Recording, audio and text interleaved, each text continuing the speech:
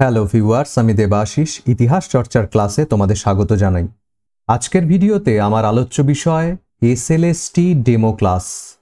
আসন্ন এসএলএসটির ইন্টারভিউতে demo class যথেষ্ট গুরুত্ব বহন করছে।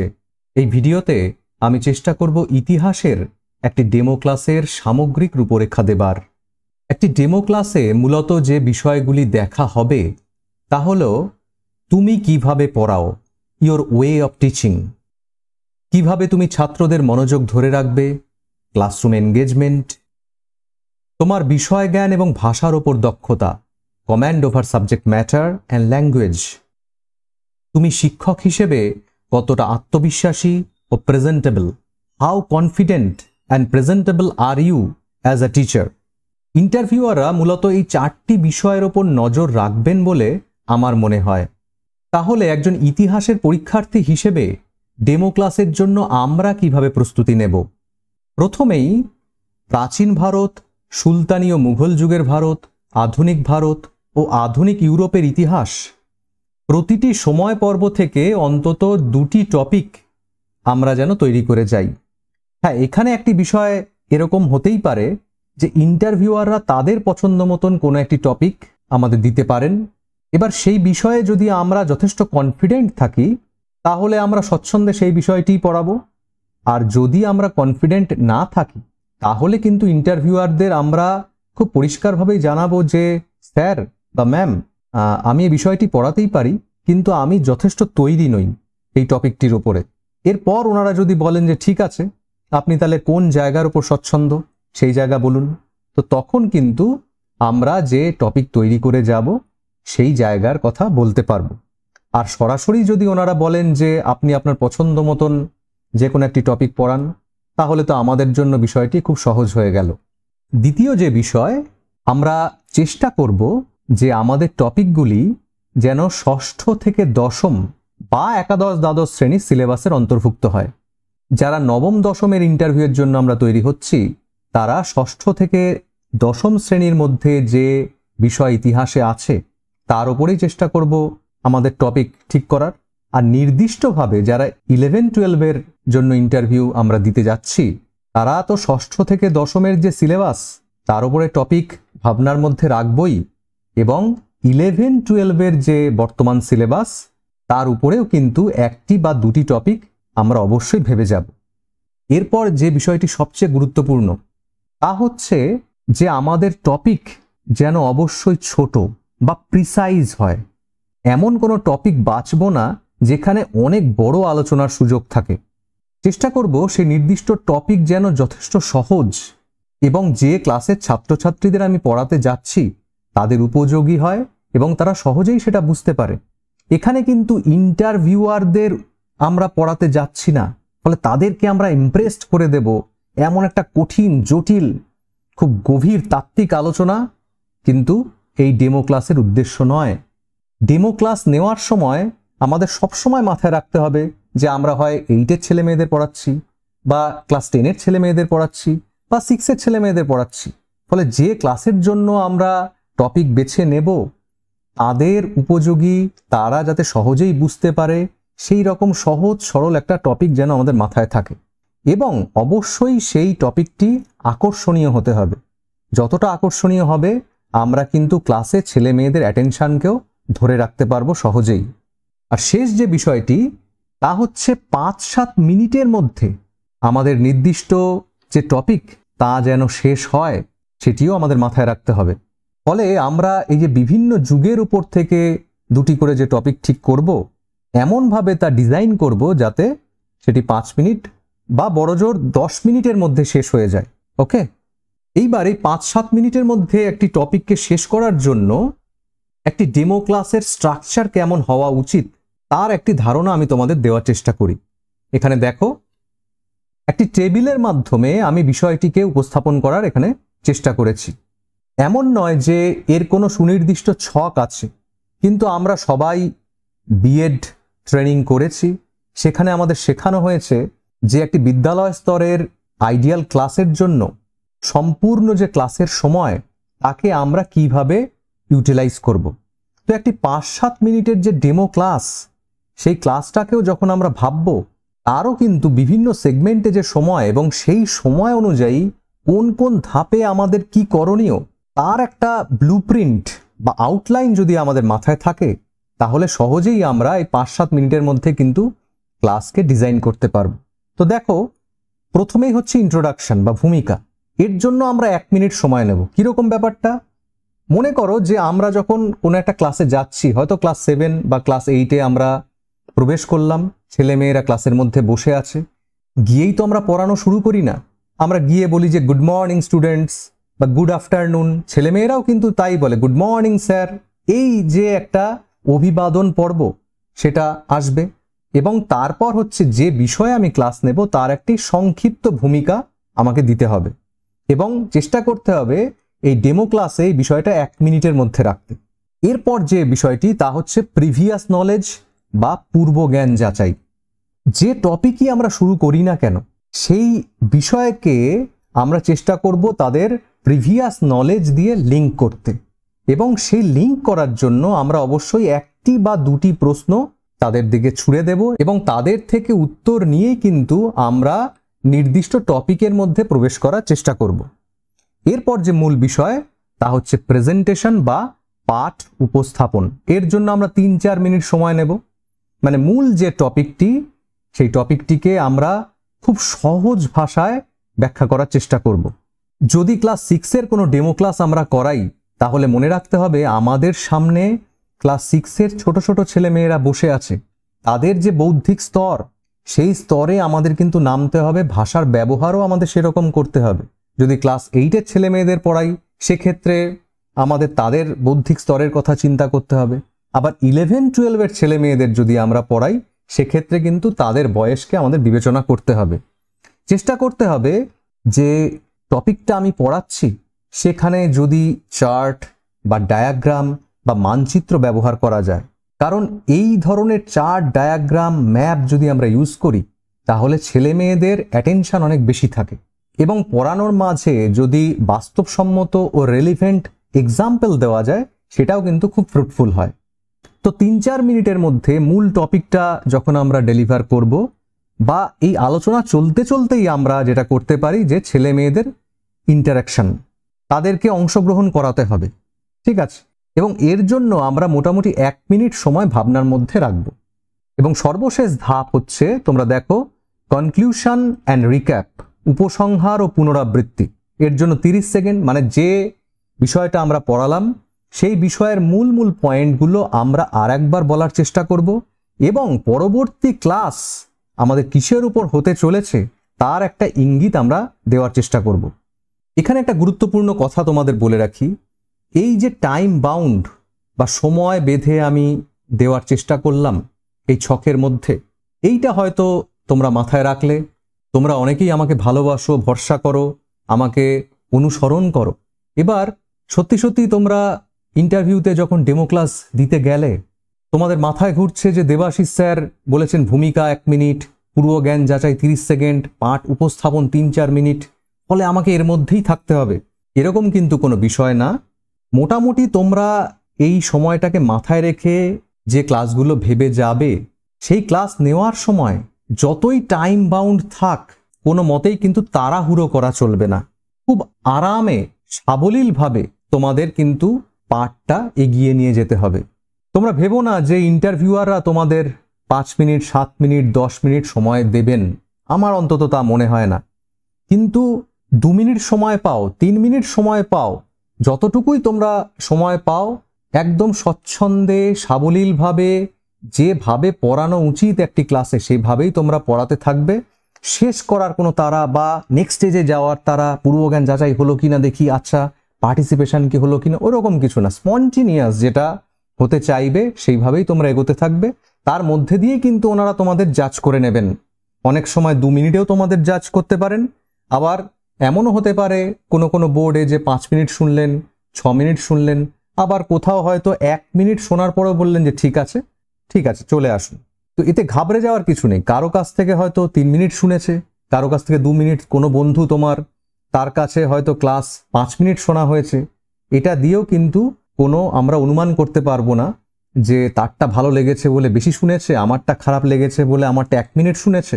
এটা ডিপেন্ড করবে তাদের মানসিকতার ওপর, কোন বোর্ডে কারা আছেন, তাদের ধৈর্যের ওপর, বা তারা কতটুকু কি দেখতে চাইছেন। তারা যথেষ্ট অভিজ্ঞ, ফলে ওই 1-1.5 মিনিট, 3 মিনিট, 4 মিনিট যতটুকু সময় তুমি পড়াও না কেন, তার মধ্যেই কিন্তু তারা তোমার মূল্যায়ন করতে পারবেন। ডেমো ক্লাস উপস্থাপনের সময় আরও বেশ কিছু গুরুত্বপূর্ণ জিনিস কিন্তু আমাদের অবশ্যই মাথায় রাখতে হবে। যেমন, বোর্ড ব্যবহার করলে পরিষ্কার ও নির্দিষ্ট ক্লাসের উপযোগী যেন হাতের লেখা হয়। তুমি যখন ক্লাস 6-এর জন্য ডেমো ক্লাস করাচ্ছ, চেষ্টা করবে একটু গোটা গোটা বড় বড় করে লেখার, যাতে 6-এর ছেলেমেয়েরা সেটা বুঝতে পারে। যতই তোমার সামনে ইন্টারভিউয়াররা থাক, তোমাকে কিন্তু ভাবতে হবে যে আমি ক্লাস 6-এর মতন করেই পড়াবো এবং তাদের বোঝার মতন করেই আমি লিখব। যেমন অনেক সময় দেখা যায় যে ছোট ক্লাসের ইংরাজি যখন নিতে যাওয়া হয়, একটু পেঁচিয়ে লিখলে বাচ্চারা বুঝতে পারে না, একটু গোটা গোটা করে যখন লেখা হয় তারা বুঝতে পারে। আবার উঁচু ক্লাসে 9, 10 বা 11, 12-এ গেলে আমরা যখন পেঁচিয়ে লিখি তারা সহজেই বুঝে নিতে পারে। তো ক্লাস অনুযায়ী, তাদের ম্যাচুরিটি অনুযায়ী আমাদের হাতের লেখা কিন্তু রাখতে হবে। বোর্ডে অবশ্যই সেদিনের তারিখ, কোন বিষয়, মানে ইতিহাস হলে ইতিহাস, বাংলা হলে বাংলা, রাষ্ট্রবিজ্ঞান হলে রাষ্ট্রবিজ্ঞান, যে বিষয় আমি পড়াচ্ছি সেই বিষয়, এবং কোন টপিক, সাব টপিক যদি আমি নাও লিখি, অন্তত টপিক বা সাব টপিকের মধ্যে যে কোনো একটা আমাকে উল্লেখ করতে হবে। প্রয়োজন মতো নির্দিষ্ট টপিকের কি পয়েন্টস বোর্ডে লেখার চেষ্টা করতে হবে। বোর্ড ওয়ার্ক যখন করব, বড় বড় লাইন কিন্তু আমি লিখব না, আমি গুরুত্বপূর্ণ কিছু পয়েন্ট উল্লেখ করার চেষ্টা করব, তাতে সময়ও বাঁচবে এবং সেই পয়েন্টকে ঘিরে আমার আলোচনা চলবে। ঠিক আছে। বোর্ড মোছার জন্য বাঁ হাতে ডাস্টার ব্যবহার করতে হবে। ক্লাস শেষে অবশ্যই বোর্ড মুছে দিতে হবে। এগুলো আমরা বিএডেও শিখেছি। এগুলো ক্লাসরুমের খুব সাধারণ একটা ম্যানার টিচারের পক্ষ থেকে, তো সেটা যেন আমরা অবশ্যই ফলো করি। কণ্ঠস্বর স্পষ্ট ও আত্মবিশ্বাসী রাখতে হবে। এটা প্রত্যেকেই আমরা আমাদের মতন করে বেস্ট যেটা সেটা চেষ্টা করব। আমরা কিন্তু কখনোই অন্যকে অনুকরণ করার চেষ্টা করব না। ঠিক আছে। বডি ল্যাঙ্গুয়েজ যেন সাবলীল থাকে, এটা খুব ইম্পর্টেন্ট। একটা কথা বলা হয় যে ক্লাসরুমের মধ্যে যে পশ্চার একজন টিচারের, আমরা কোনো কিছু বোঝানোর সময় অনেক সময় হাত নাড়াই, চোখের ভঙ্গিমা আমাদের চেঞ্জ হয়, মুখের ভঙ্গিমা চেঞ্জ হয়, সমগ্র বডি ফিজিক্যাল মুভমেন্ট দিয়েও আমরা অনেক সময় অনেক কিছুকে ডেলিভার করার বা বোঝানোর চেষ্টা করি। একদম কাঠের পুতুলের মতন বা রোবটের মতন দাঁড়িয়ে থেকে আমরা যেন ক্লাসটা না নিই। ঠিক আছে, পুরো প্রাণ ঢেলে দিয়ে আমাদের ক্লাসটা নিতে হবে। একটা হাসি খুশি ভাব চেহারায় রাখতে হবে। ছোট ছোট ছেলে মেয়েদের সাথে আমরা যখন ইন্টারাকশন করব, এমনভাবে পড়াবো যাতে তারাও বিষয়টা খুব মজার সাথে নেয়। এবার হাসি খুশি ভাব দেখাতে গিয়ে আবার যেন বেশি ভাড়ামো না করে ফেলি, এই ব্যালেন্সটা কিন্তু নিজেকেই বুঝতে হবে। চোখে চোখ রেখে কথা বলতে হবে। এবার তোমাদের মনে হতেই পারে যে এখানে তো ডেমো ক্লাসে কোনো স্টুডেন্ট থাকছে না, তাহলে কার চোখে চোখ রাখবো? তো ইন্টারভিউয়াররা তো নিশ্চয়ই থাকছেন এবং আমাদেরকে তাদের দিকে তাকিয়েই হয়তো বেশিরভাগ সময় পড়াতে হবে, ফলে তাদের চোখে চোখ রেখেই পড়াবো। বাংলা এবং ইংরেজি টার্মের মিশ্রণের চেষ্টা করতে হবে, এটা আমি বিশ্বাস করি। অনেক সময় দেখা যায় যে আমরা বাংলা মিডিয়াম বা ইতিহাস বিষয়ে যখন পড়াতে যাচ্ছি, এমন এমন কঠিন কঠিন বাংলা শব্দ আমরা ব্যবহার করি, সাধারণত যে শব্দগুলো ব্যবহার করা হয় না। এতে শুনতেও যেন অনেকটা কৃত্রিম মনে হয়। তোমরা খেয়াল করবে যে আমাদের সাধারণ বাংলা ভাষার মধ্যে বহু ইংরেজি শব্দ আমরা খুব সাধারণভাবে ব্যবহার করে থাকি। তো সেটাই আমরা করব, একদম সহজ সরল সাবলীল, যেটা সহজেই আসে। তার মধ্যে যদি ইংরেজি টার্ম আসে তো আসুক। এবং খেয়াল করে দেখো, এখানে এই টার্ম কথাটাও কিন্তু ইংরেজি, কিন্তু আমরা সবাই বুঝতে পারছি। এছাড়াও ইতিহাস ক্লাসে সবসময় আমাদের চেষ্টা করতে হবে যে ছেলে মেয়েদের পড়ানোর ফাঁকে ফাঁকে বাংলার সাথে সাথে কিছু ইংরেজি টার্মিনোলজি আমরা যেন ডেলিভার করি। যেমন ধরো সাম্রাজ্যবাদ, এই কথাটা তো আমরা বলি ক্লাসে, কিন্তু তার সাথে যদি আমরা বলি যে সাম্রাজ্যবাদ অর্থাৎ ইম্পেরিয়ালিজম, এটা ওদের কানে গেল। এইভাবে ধীরে ধীরে কানে যেতে যেতে কিন্তু তারা এটা আত্মস্থ করে। বা ফরাসি বিপ্লব, ফ্রেঞ্চ রেভলিউশন, ক্লাস 9-এর যখন টপিক আমি পড়াচ্ছি, তখন এই রেভলিউশন ক্লাস 9-এর ছেলে মেয়েদের জন্য একটা নতুন শব্দ, কিন্তু এই শব্দটা তো তারা শুনলো। তো আমরা যে ক্লাস ডিজাইন করব, চেষ্টা করব সেখানে যদি একটু ইংরেজি টার্ম বা টার্মিনোলজি থাকে, থাকুক না, তাতে কোনো অসুবিধা নেই। ঠিক আছে, এটাও কিন্তু শেখানোর একটা বিশেষ কৌশল। আমি গায়ের জোরে কিছু শব্দ পুশ করলাম না, কিন্তু বারবার ক্লাসে যখন বলতে থাকবো, তখন ছেলেমেয়েরা তাদের অবচেতনভাবেই এই রকম বিভিন্ন টার্মিনোলজির সাথে তারা পরিচিত হয়ে যাবে। তাহলে ডেমো ক্লাস তৈরি করার আগে কোন কোন বিষয় আমাদের মাথায় রাখা উচিত, ইন্টারভিউয়াররা কোন কোন অ্যাঙ্গেল থেকে একটি ডেমো ক্লাসকে জাজ করতে পারেন, টাইম ম্যানেজমেন্ট আমরা কিভাবে করতে পারি, এই সমস্ত বিষয়ে আমার যে ধারণা তা তো তোমরা এতক্ষণ দেখলে। তাহলে এবার চলো আমি নিজে তোমাদের জন্য একটি ডেমো ক্লাস যেটা প্রিপেয়ার করেছি সেটা দেখে নেওয়া যাক। শুনতে খুব ইন্টারেস্টিং মনে হলো না? Demo class. দেখো এখানে ফিজিক্যালি আমি কিন্তু নেই। তোমরা হয়তো অনেকেই প্রত্যাশা করেছিলে যে স্যার নিজেই একটি হোয়াইট বোর্ডের সামনে এসে একটি ডেমো ক্লাস দেবেন, কিন্তু কেন জানি না সেই ইচ্ছা আমার হয়নি। আসলে আমি চাই না যে তোমরা কেউ আমাকে অনুকরণ করো। আমি শুধু চাইবো যে একটি ডেমো ক্লাসকে কিভাবে ভাবা যেতে পারে, বা বলতে পারো যে আমি কিভাবে ভেবেছি, এই ভাবনাটা কিন্তু সম্পূর্ণ আমার। হ্যাঁ, এটা এমন নয় যে একেবারে অন্য কোনো গ্রহের ভাবনা আমি এটা এনেছি। আমি আমার এত বছরের যে শিক্ষকতার অভিজ্ঞতা, প্রতিদিনের ক্লাসরুমের যে অভিজ্ঞতা, বিএড ট্রেনিং থেকে আমি যে শিক্ষা গ্রহণ করেছি, এই সব কিছুকে মাথায় রেখে আমি একটি ডেমো ক্লাস তোমাদের জন্য প্রিপেয়ার করেছি। এবং আমার একমাত্র উদ্দেশ্য হবে যে তোমাদেরকে একটি পরিষ্কার ধারণা দেবার। এই ধারণার ওপর বেসিস করে তোমরা একদম তোমাদের মতন করে ভাববে। তোমরা কখনোই চেষ্টা করবে না কাউকে হুবহু নকল করতে, কারণ প্রত্যেকেরই একটি আলাদা আলাদা সত্তা আছে, প্রত্যেকের একটা স্টাইল আছে। এবার তোমরা যদি কাউকে নকল করতে যাও তাহলে তোমাদের যে নিজস্বতা, যে স্টাইল, সেটা কিন্তু নষ্ট হয়ে যাবে। এতে আমার মনে হয় যে হিতে বিপরীতই হবে। হ্যাঁ, এটা ঠিক যে তোমরা যদি নিজেদের কোনো ত্রুটি খুঁজে পাও সেটা অবশ্যই চেষ্টা করো রেকটিফাই করে নিতে এই সময়ের মধ্যে, কিন্তু একান্তই যেটা তুমি সেটা থেকে কিন্তু 100% বেরিয়ে গিয়ে আখেরে কোনো লাভ হবে না। তাহলে চলো শুরু করা যাক। এই যে ছবিটা তোমরা দেখতে পাচ্ছ, বুঝতেই পারছো আমি একটি কাল্পনিক পরিস্থিতি নিয়েছি, যেখানে আমি দেখিয়েছি যে 3 জন ইন্টারভিউয়ার এখানে আছেন, একজন পরীক্ষার্থী এবং তার জন্য একটি হোয়াইট বোর্ড এখানে রাখা আছে। তো এখানে প্রথম যে কনফিউশনটা তৈরি হয় সেটা হচ্ছে আমি ক্লাস যখন শুরু করব কি বক্তব্য রেখে শুরু করব, ওনাদের থেকে ঠিক কি পারমিশন নেব। তো এখানে যেটা বলতে পারি যে স্যার, ম্যাম, আপনারা যদি অনুমতি দেন তাহলে এই ডেমো ক্লাসে আমি কি আপনাদের ছাত্রছাত্রী হিসেবে কল্পনা করতে পারি, অথবা দ্বিতীয় যেভাবে বলা যেতে পারে তা হচ্ছে ডেমো ক্লাসের জন্য আমি কি কল্পনা করতে পারি যে এই ঘরে আমার কিছু ছাত্রছাত্রী রয়েছে। পারমিশন নেওয়ার এই দুটি ধরনের মধ্যে ব্যক্তিগতভাবে আমার কিন্তু এই দ্বিতীয় ধরনটি বেশি পছন্দ। মানে আমি যদি ক্লাস ডেমনস্ট্রেশনে যেতাম তাহলে আমি ওনাদেরকে এই কথাটি বলতাম, কারণ এমন হতেই পারে যে ওনাদেরকে সরাসরি ছাত্রছাত্রী কল্পনা করতে পারি কিনা এই পারমিশন চাওয়াতে ওনারা হয়তো একটু অস্বস্তি বোধ করলেও করতে পারেন। কিন্তু এখানে আমি কি বলতে চাইছি যে এই ঘরে আমি কল্পনা করে নিচ্ছি যে আমার কিছু ছাত্রছাত্রী রয়েছে, তাতে ওনারাও অস্বস্তিতে পড়লেন না, আর আমি যখন পড়াবো সেটা তো ওনাদের দিকে তাকিয়েই পড়াবো, এবং আশপাশেও যদি আমি একটু তাকাই তাতেও সমস্যা নেই, মনেই হবে যে আমার ছাত্রছাত্রীরা বিভিন্ন দিকে আছে।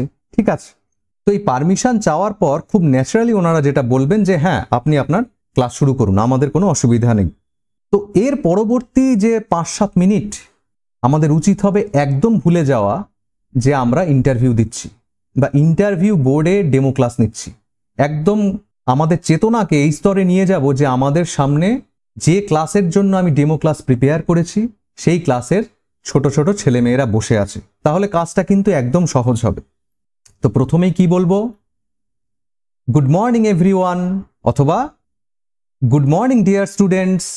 চাইলে তোমরা বাংলাতেও বলতে পারো যে সুপ্রভাত আমার প্রিয় ছাত্রছাত্রীরা, কিন্তু আমি নিজে দেখেছি যে আমি যখন ক্লাসে যাই আমার ছেলেমেয়েরাও গুড মর্নিং স্যার, এবং আমিও তাদেরকে বলি গুড মর্নিং স্টুডেন্টস বা গুড মর্নিং এভরিওয়ান। আমার নিজের এটাই খুব স্বাভাবিক, সহজ মনে হয়।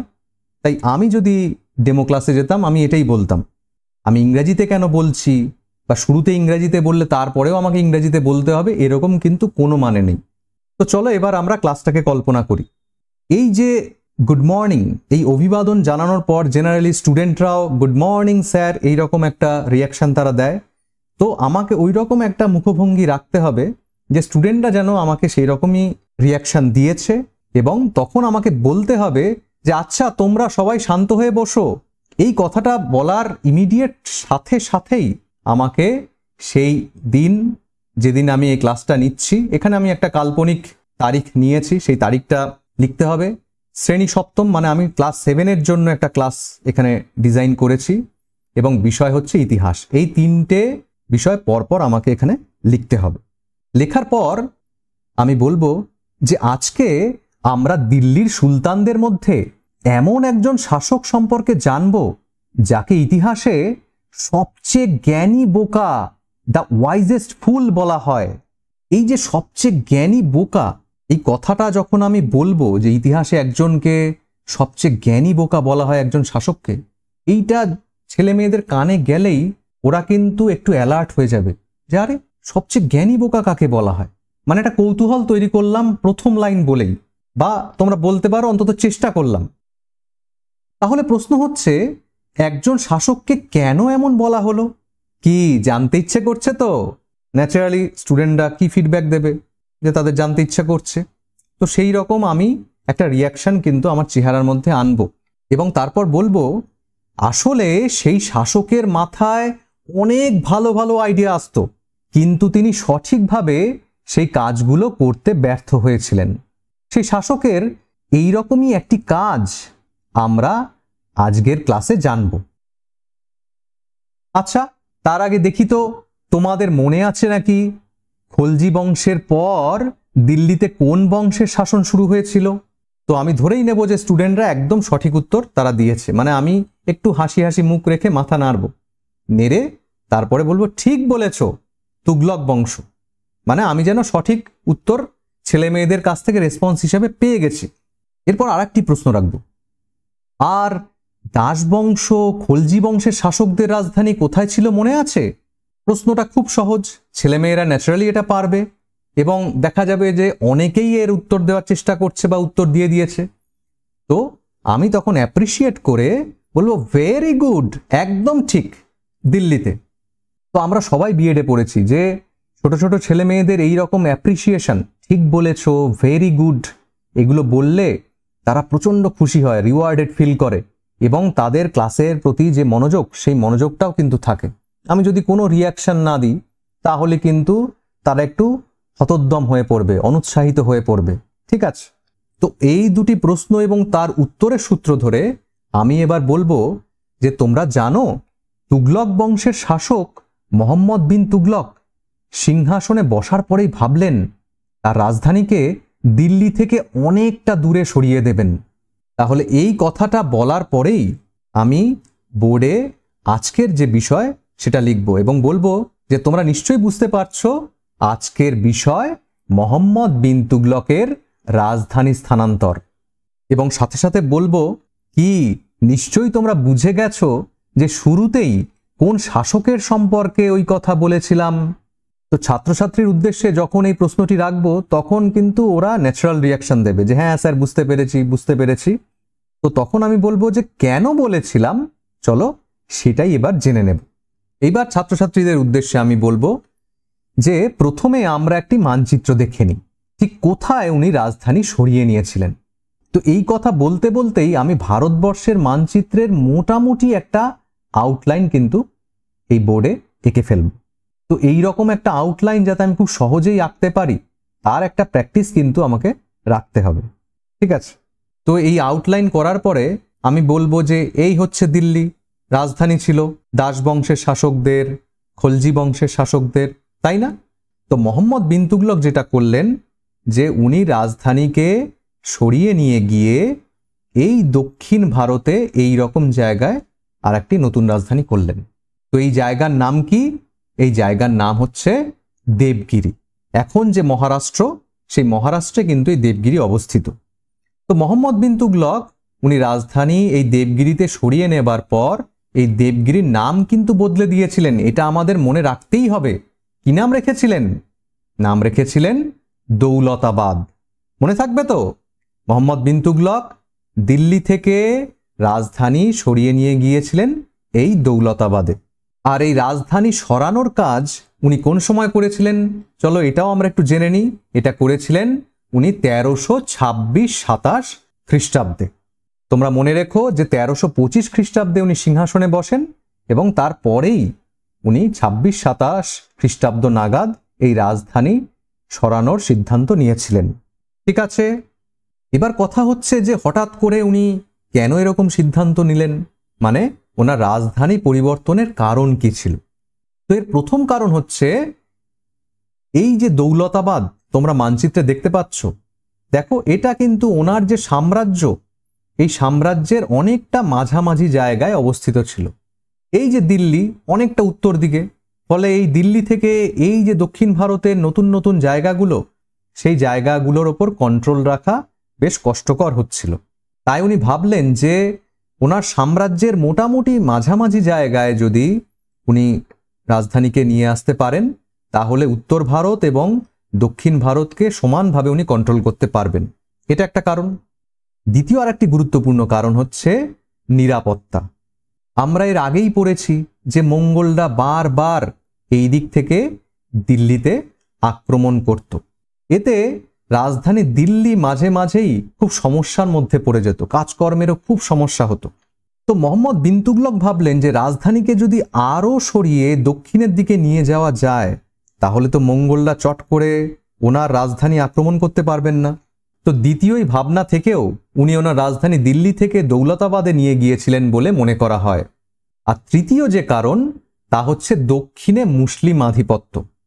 দীর্ঘদিন দিল্লিকে কেন্দ্র করে উত্তর ভারতেই সুলতানি শাসন বিস্তার লাভ করেছিল, এটা আমরা জেনেছি এর আগেই। তো মোহাম্মদ বিন তুগলকের সময় দক্ষিণ ভারতের অনেক নতুন নতুন রাজ্য দিল্লি সুলতানির অধীনে চলে আসে, কিন্তু সেই সব জায়গায় তখনও দিল্লি সুলতানির যে কর্তৃত্ব সেটা ভালোভাবে আসেনি। তো মোহাম্মদ বিন তুগলক বুঝলেন যে দক্ষিণের কোনো একটা জায়গায় যদি উনি ওনার রাজধানীকে স্থাপন করতে পারেন, তাহলে দক্ষিণ ভারতে ওনার যে শাসনের নিয়ন্ত্রণ সেটা অনেক শক্তপোক্ত হবে, অনেক দৃঢ় হবে। ঠিক আছে, আরও বেশ কিছু কারণ থাকতে পারে, কিন্তু আমরা এই তিনটে কারণকেই মনে রাখব। তো মোহাম্মদ বিন তুগলক মোটামুটি এই সমস্ত ভাবনা চিন্তা মাথায় রেখে অবশেষে উনি নির্দেশ বা আদেশ দিলেন যে দিল্লির যারা অভিজাত বা আমির ওমরাহ আছেন, দিল্লির যে সেনাবাহিনীর লোক, এমনকি সাধারণ মানুষ, সবাইকেই দৌলতাবাদে যেতে হবে। তো দিল্লি থেকে দৌলতাবাদের রাস্তা কিন্তু খুব একটা কম ছিল না, প্রায় 700 মাইল পথ। তো মোহাম্মদ বিন তুগলকও বুঝেছিলেন যে এই রাস্তাটা যেহেতু অনেকটাই, তাই দিল্লি থেকে মানুষ কম কষ্টে দৌলতাবাদে যাতে পৌঁছতে পারে তার ব্যবস্থা উনি করেছিলেন। তা উনি কি করলেন, যেমন প্রথমেই উনি এই রাস্তাটাকে অনেক ভালো চওড়া করে দিলেন। তারপরে রাস্তার দুই পাশে যাতে ছায়া হতে পারে এরকম গাছ উনি লাগিয়ে দিলেন, মানুষ যাতে বিশ্রাম নিতে পারে। এছাড়া প্রচুর সরাইখানা, মানে বলতে পারো এই এখনকার দিনে রাস্তার পাশে যেমন ধাবা আমরা দেখি, যেখানে একটু খাওয়া দাওয়া করা যায়, একটু বিশ্রাম নেওয়া যায়, সেই রকম সরাইখানা প্রচুর তৈরি করা হলো। এর জন্য কিন্তু সুলতানের অনেক অর্থ ব্যয় হয়েছিল। তাহলে দেখো, রাজধানী পরিবর্তনের জন্য সে সময় যা যা করার দরকার ছিল সুলতান সেগুলোই কিন্তু করলেন, তাই না? তাহলে ওনার ভুল কোথায় হয়ে গেল, চলো সেটাই বোঝার চেষ্টা করি। ওনার প্রথম যে ভুল ছিল তা হচ্ছে দিল্লি থেকে মানুষজনকে উনি যাওয়ার যে নির্দেশ দিলেন, সেই সময়টা ছিল গ্রীষ্মকাল। দিল্লি এমনিতেই গরম, আর এই যে দক্ষিণ ভারত তা আরও গরম, তার মধ্যে এই প্রায় 700 মাইল রাস্তা। তো আমরা যে সময়ের আলোচনা করছি সেই সময় তো এখনকার মতন বাস, ট্রেন এসব কিছু ছিল না। বেশিরভাগ মানুষই পায়ে হেঁটে তাদেরকে পৌঁছাতে হয়েছে, বা যাদের একটু অবস্থা ভালো ছিল তারা হয়তো পালকি করে গেছে, ঘোড়ায় চড়ে গেছে। কিন্তু এই যে 700 মাইল পথ গ্রীষ্মকালে যেতে বহু মানুষ অসুস্থ হয়ে পড়ল, এবং যারা একটু বৃদ্ধ ছিল, অশক্ত ছিল, তারা অনেকে মারাই গেল। এর ফলে বহু মানুষ কিন্তু সুলতানের ওপর খুব রেগে গেলেন। হয়তো সামনাসামনি কিছু বলতে তারা পারলেন না, কিন্তু মনে মনে তারা সুলতানের ওপর প্রচণ্ড রেগে গেলেন। ঠিক আছে, সুলতানের আদেশ তো অমান্য করা যায় না, বা তখনকার দিনে মোটেই যেত না। তাই দিল্লি ছেড়ে মানুষজন তো দৌলতাবাদে এলো, কিন্তু অনেক মুসলিম প্রজাই এই যে নতুন পরিবেশ, যেখানে হিন্দুদের সংখ্যা বেশি, সেই পরিবেশে তারা কিন্তু মোটেই মানিয়ে নিতে পারছিলেন না। এবং সবচেয়ে বড় যে ব্যাপার সেটা হচ্ছে সুলতান নিজেই কিছুদিন পর বুঝতে পারলেন যে ওনার একটা বড় ভুল হয়ে গেছে। উনি ভেবেছিলেন যে এই দিল্লি থেকে আর একটু ভারতবর্ষের ভিতরের দিকে বা বলতে পারো দক্ষিণের দিকে রাজধানীকে সরিয়ে নিয়ে এলে উত্তর পশ্চিম দিক থেকে মঙ্গলরা যে বারবার দিল্লি আক্রমণ করে একটা অসুবিধা তৈরি করছিল সেইটার হাত থেকে উনি রেহাই পাবেন। কিন্তু পরে উনি বুঝলেন যে এতে সমস্যা আরও বেড়ে গেল।